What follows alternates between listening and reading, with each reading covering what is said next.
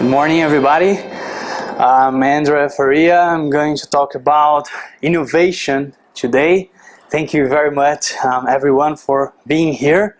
We have a full house today. That's great. I'd like to remember you guys that I'm learning English, so please bear with me. I'm probably going to make some mistakes during the presentation. I just had the opportunity to participate in a little conference at the University of Pittsburgh, and I heard about innovation.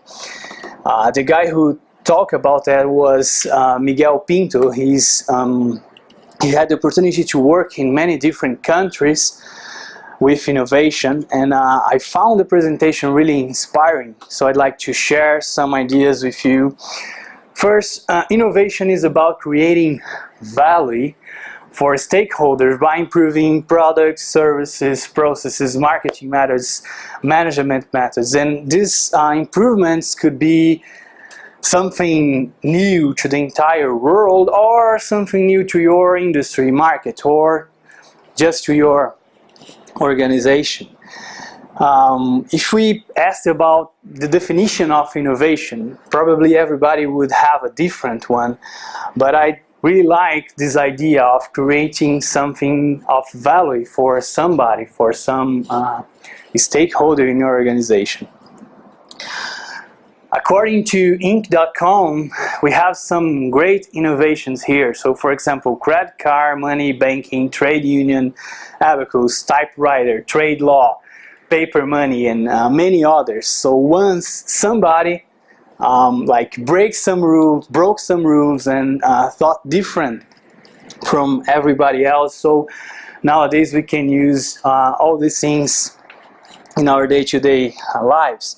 For example, in the music industry, we had vinyl, tape, CDs, and then Napster, iTunes, and now we have Spotify. And I find this example really nice because in my generation, and I'm not that old, I was born in 1986, I'm 28 now, almost 29, and I've seen all these changes. And it happened really fast, and it was many innovations that happened really fast, and the industry changed completely. And there is a really nice trend here, because we use it to have music. So even with iTunes, you could buy your song, and the song is yours. It's a file in your computer that you own. But with Spotify, you don't even have the song anymore. You pay for use it. You pay for listen to their portfolio. And this is a really nice trend that you can see across many different industries. So, for example, you don't buy your DVDs anymore too. You use Netflix, you watch House of Cards and many other different series and movies there. But the movie is not yours. You pay a subscription fee and you can see their portfolio. In some countries, people don't have cars or bikes anymore. They can just go to a parking lot or to a specific point of the city, get a car or a bike, and then return in another point of the city. So just for a day, they pay by the hour or by the day to use the car.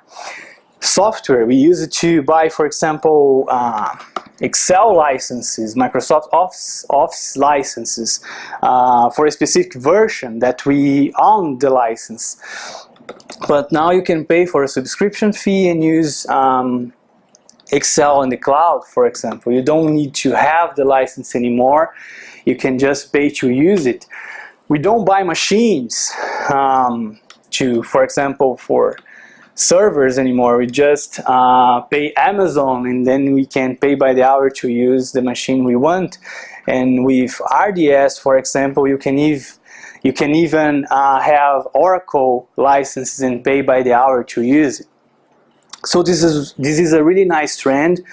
You can see it across many different industries, and maybe you can apply it in yours too. Another nice example is this one in the South Korean subway, that people can just use their cell phones to buy products that are printed in the subway. So it's a really different and nice way to shop, right? and they get those products delivered at their homes. Today we have more uncertainty, more change, and every day is more difficult to deliver growth. The rate of change has changed also, and we need to adapt very quickly in order to survive. So if you think about Polaroid, for example, it's an innovation that happened in our generation too, and it was something really nice, really different, really innovative, but the company is dead now. So it's not just about innovate once, it's about creating a culture in your organization that you can keep doing it, keep innovating again and again and again. So this is hard, but I'm gonna give you some tips so you can try to implement this kind of culture in your own company. So first, try to think different and break the rules. So every single company, every single industry has rules that you may be ignoring, but all your competitors are following the same rules, are doing the same exact thing. And you may be not really aware of that. So try to identify those rules and break some of them. This could be a very easy and nice way to innovate in like business models or in your process or in your product.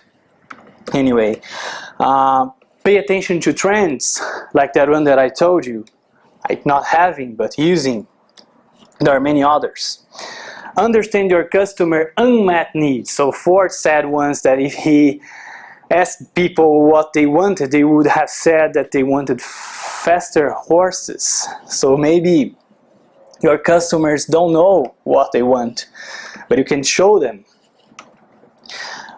Work from the futures back. So think about what would be the ideal process, the ideal solution, and then try to go back and find how to make it, how to produce this result.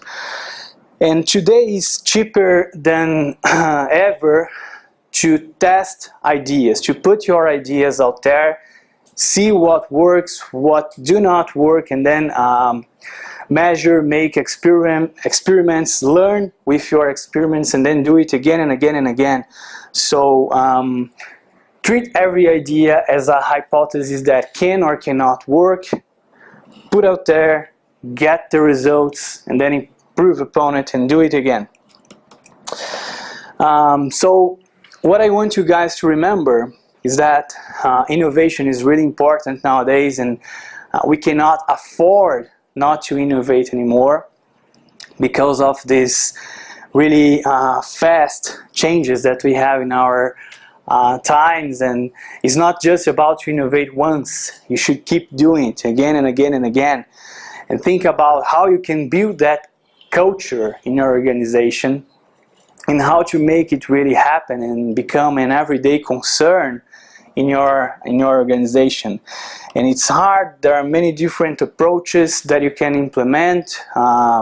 You can think about structure, for example. You can have a team responsible for innovation, an entire department, or you can have one person in each one of your teams that are concerned about innovation.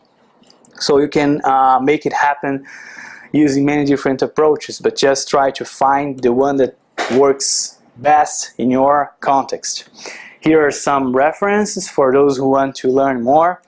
Thank you very much for your attention. I appreciate your patience. Thank you.